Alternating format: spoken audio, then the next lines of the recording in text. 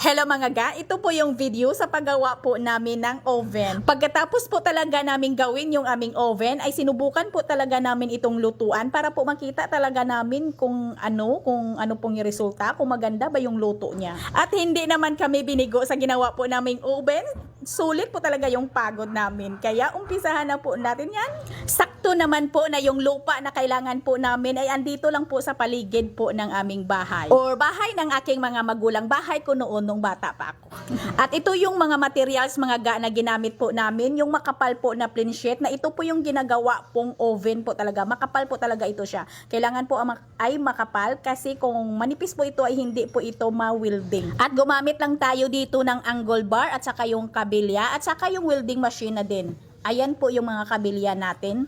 At nagdala din po kami ng plancha. 4 na piraso lang po itong plancha. Kasi ay balak po talaga namin na lutuan agad pag natapos na namin yung gawa namin na oven. At ang sizes ng ating ginawang pinaka-oven ay 18 by 23. At gagamit lang po tayo ng angle bar para po sa ating frame. Hindi po ako makapag-focus sa pag-video po sa paggawa po ng ating pinaka-oven kasi nga ay nag-welding yung apoy ay natakot po ako baka mapasok tayo. Basta alam nyo na yon mga ga, basta yung sinabi ko lang po yung ating mga materials na gagamitin at yung sizes po ng ating pinaka-oven. At binasa lang po ng tubig yung lupa. Ito pong lupa na ito mga ga ay bahay daw po ito ng anay.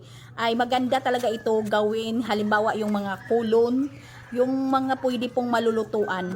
Kasi tumitigas po talaga ito. At saka pag binabasa po ito ay ang lagkit-lagkit po. Parang siminto lang. Pag natuyo na po siya. At maganda talaga daw ito. Sabi po ng mga katiyo-tiyo ko, yung mga matatanda na maganda talaga ito gawin pong oven na yung lulutuan po natin. Ito po yung ginagawa ng pangbingka na lulutuan po ng mga bingka. Umuwi kami talaga mga ga dito sa lupa po na sinilangan ko para po ay mag-DIY oven po tayo. At dahil hindi po tayo dito magtagal kasi ay may bikirip din tayo sa syudad na inaasikaso kaya ay nagtutulungan po kami. Yung papa ko po yung nag-welding sa ating pinaka-oven at yung asawa ko po yung gumawa nito at ako naman po ay naghahakot po ng lupa. Nagtulong-tulungan lang po talaga kami dito para po madali pong matapos yung ginawa naming oven. Yung trabaho ko dito ay naghahakot ng lupa at saka nagbi-video. Ito mga ga, kailangan po ay may allowance po yung ating ginawa yung mga hollow blocks na para po ay ayan po yung bandang gilid dito po dadaan yung ating init. Ang init ng oven ay dadaan dito sa bandang gilid, sa dalawang bandang gilid at sa likod at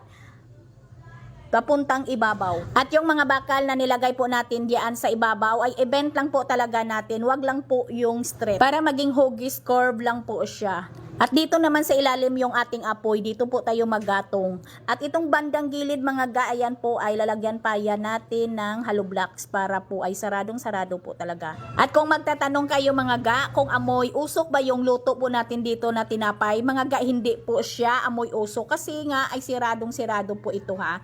Bali, lagyan niya natin ng siradong-sirado po na pangtakip. At ang sizes naman dito sa settings po natin na hollow blocks mga ga ay 26 by 32 po itong lapad nito. Bali, gumamit lang po kami dito ng 20 piraso po na hollow blocks. At para hindi naman lumaki yung gastos namin dito ay kahit ano na lang po yung tawag namin dito na ritaso na mga bakal, yung nilagay po namin dito sa ibabaw, yung tawag namin sa amin dito yung bridging po natin. Kahit ano na lang po yung ginamit namin mga ga. At mga ga, sa mga susunod pang gagawin po ng asawa ko dito sa ating DIY oven ay tingnan nyo lang po, okay?